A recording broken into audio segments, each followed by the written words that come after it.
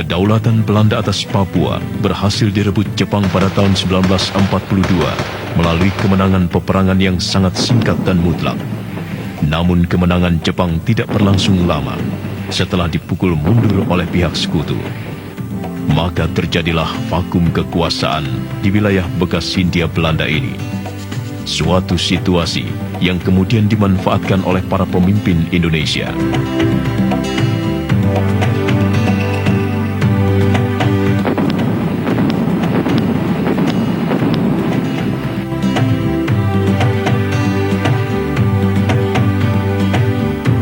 Keterlibatan PBB di Irian Barat dimulai pada tahun 1949 melalui pembentukan Komisi PBB untuk Indonesia. Komisi ini merancang pelaksanaan konferensi meja bundar di Belanda yang menghasilkan suatu persetujuan penyerahan kedaulatan dari Belanda ke Federasi Indonesia di bawah pimpinan Soekarno. Selama perundingan berlangsung, Belanda bersikeras mempertahankan kedaulatannya atas Irian Barat. Sebaliknya, Jakarta mengklaim bahwa Irian Barat adalah bagian integral dari Hindia Timur Belanda dan karena itu harus menjadi bagian dari Indonesia.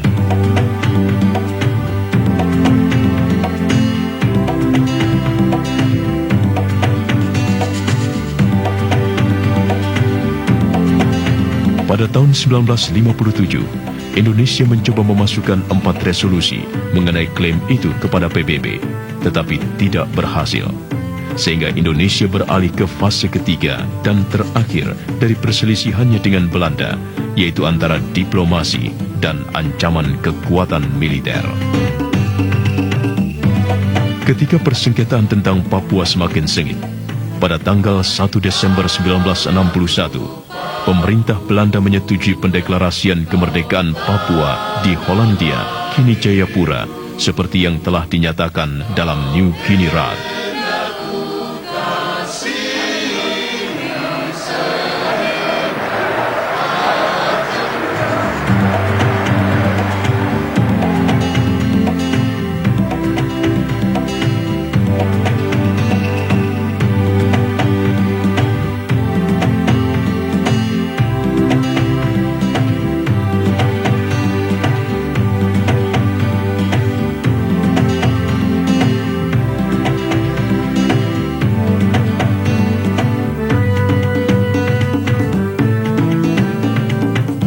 Klaim Irian Barat bukan klaimnya Soekarno.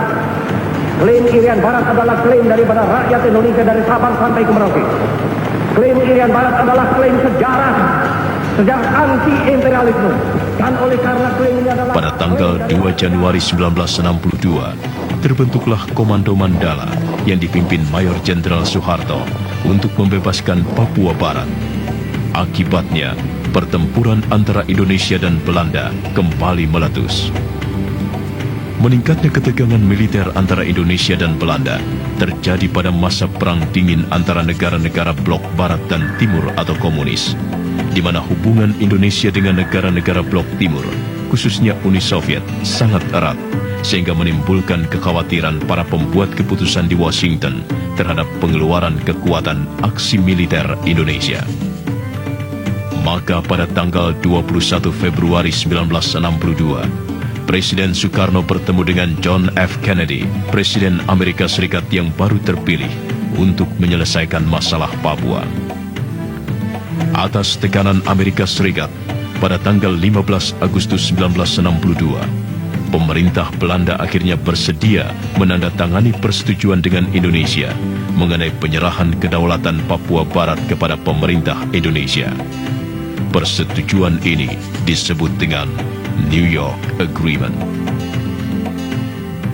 Namun, isi New York Agreement yang antara lain termasuk penentuan nasib sendiri bangsa Papua untuk memilih apakah mereka ingin tetap bergabung dengan Indonesia atau tidak pernah dipersoalkan.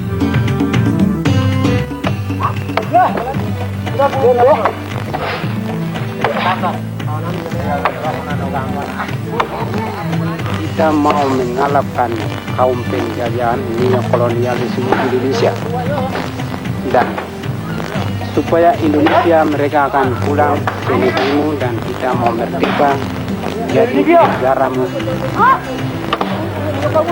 nama negara West Papua.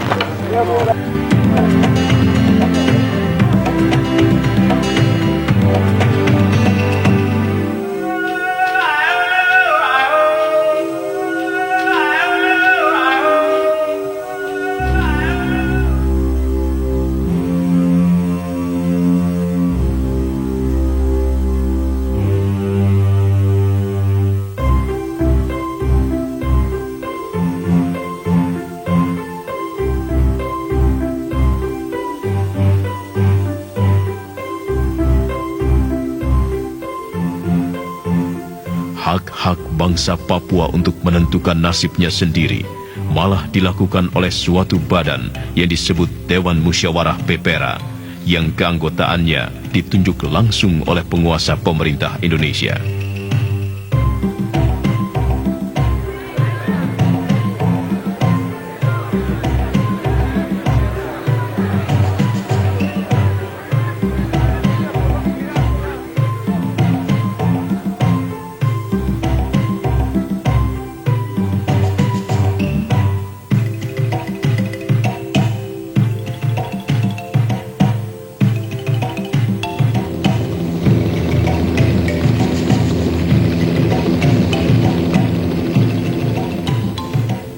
Pada bulan Agustus 1968, suatu tim PBB kembali ke tanah Papua yang telah diberi nama Irian Barat untuk membantu memberi pendapat dan terlibat dalam kegiatan penentuan nasib sendiri rakyat Papua.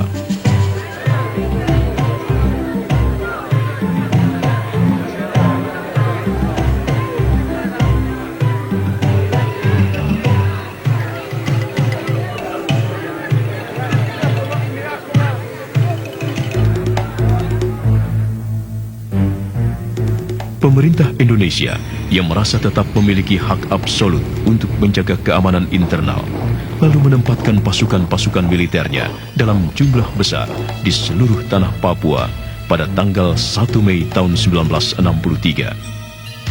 Kehadiran aparat keamanan di tanah Papua pada kenyataannya malah mengancam dan meresahkan bangsa Papua ketika hak-hak asasi dan politiknya justru terus-menerus dilanggar.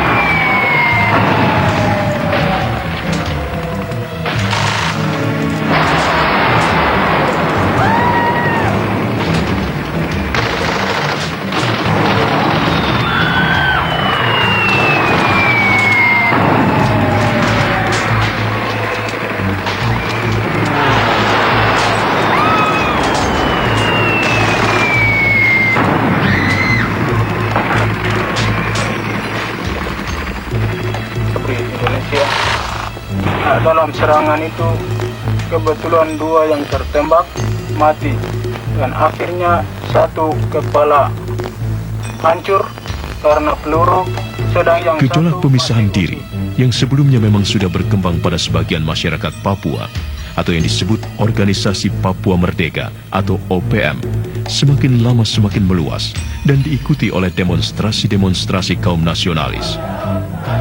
Pergerakan Organisasi Papua Merdeka dimulai pada tanggal 26 Juli 1965 di Manokwari yang dipimpin oleh Sersan Mayor Permenas Ferry Awom, seorang mantan anggota Batalion Sukarelawan Papua. Yang ingin mungkin mewujudkan suatu negara baru, Melanesia Barat atau Organisasi Papua Merdeka, yang sebetulnya suatu mimpi yang tidak mungkin terjadi, tidak mungkin terwujud di wilayah Republik Indonesia yang sudah menjadi satu ini.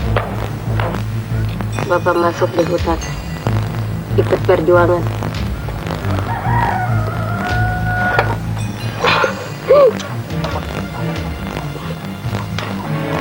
Kebetulan hujan lebat. Kami kira bunyi pantulan, pukul kayu. Padahal bukan, bunyi tembakan. Kami kira nanti Bapak kembali dari Hutan, padahal Bapak sudah ditembak mati. Pendekatan pembangunan selama Orde Baru yang menempatkan masyarakat Papua hanya sebagai objek justru semakin melahirkan sentimen anti-Indonesia yang semakin terakumulatif hingga menjadi suatu self-defeating power bagi masyarakat asli Papua Barat.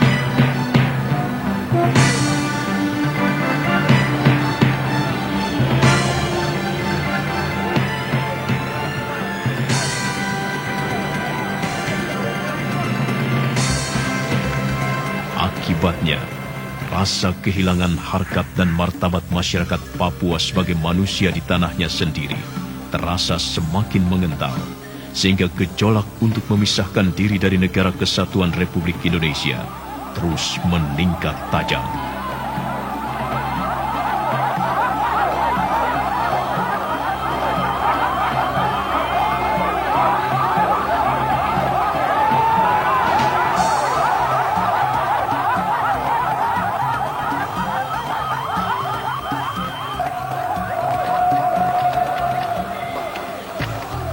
Dengan daratan Papua Barat ini, orangnya berwarna lain, kulitnya coklat, rambutnya keriting, dengan istiadat, seni lukis, tari-tarian, adat istiadat. Di samping itu, banyak kalangan yang salah persepsi atau bahkan tidak paham mengenai akar persoalan di Papua Barat, yang antara lain diakibatkan oleh terjadinya penyimpangan-penyimpangan pada sejarah Papua. Fakta sejarah membuktikan bahwa wilayah Papua Barat tidak termasuk wilayah Indonesia atas beberapa sebab, yaitu Papua Barat telah menjadi bagian dari Kerajaan Belanda pada tanggal 7 Maret 1910 dan tidak lagi menjadi wilayah Hindia Belanda yang berkedudukan di Batavia atau Jakarta selama 350 tahun. Pada tanggal 23 Agustus 1956, dalam perubahan Undang-Undang Dasar Belanda, tanah Papua atau New Guinea telah menjadi bagian dari Kerajaan Nederland. Berdasarkan pidato Presiden Soekarno di depan sidang PPU-PKI dan PPKI pada tanggal 11 Juli 1945, bahwa Indonesia merdeka hanya meliputi Sabang atau Aceh sampai ke Amboina atau Maluku, sedangkan tanah Papua Barat tidak dimasukkan atau di luar wilayah hukum RIS atau RI. Bahkan dalam sidang-sidang tersebut, dengan tegas, Dr. Muhammad Hatta mengatakan, kemerdekaan RI hanya untuk rumpun bangsa Melayu, tetapi rumpun Melanesia tidak termasuk, dengan alasan bahwa orang Papua masih terbelakang atau tertinggal. Biarlah nanti kemudian orang Papua menentukan nasibnya sendiri atau merdeka. Menurut teks proklamasi Hollandia, tanggal 27 Desember tahun 1949, pemerintahan atau Gouvernement New Guinea secara resmi ditetapkan secara sah sebagai bagian dari pemerintahan Kerajaan Belanda di bawah pimpinan Ratu Juliana. Orang Papua bahkan tidak pernah terlibat dan dilibatkan pada masa-masa awal perjuangan dan persengketaan bangsa serta perumusan perjanjian politik. Seperti misalnya, tidak terdapat suatu kekuatan hukum RI apapun yang mengikat bangsa dan bumi Papua sejak awal perjuangan hingga tahun 1999. Sumpah Pemuda pada bulan Oktober 1928 di Jakarta, sampai dengan proklamasi kemerdekaan pada tanggal 17 Agustus 1945. Konferensi Meja Bundar pada bulan Desember 1949 di Den Haag, dan New York Agreement pada 15 Agustus 1962 di Amerika antara pemerintah Republik Indonesia dengan Kerajaan Belanda, serta Roma Agreement antara pemerintah Kerajaan Belanda, Republik Indonesia, dan Amerika Serikat. Penolakan bangsa Papua terhadap pemerintah RI telah dimulai pada tahun 1951 dalam sikap pernyataan yang terdiri dari 16 pasal yang ditandatangani oleh para tokoh dan pemimpin Papua jauh sebelum terjadi PPRA. Rakyat Papua bahkan secara konstitusional telah mendirikan negara merdeka pada tanggal 1 Desember 1961 di Hollandia, kini Jayapura, yang dilengkapi dengan kelengkapan alat kenegaraan Papua Barat.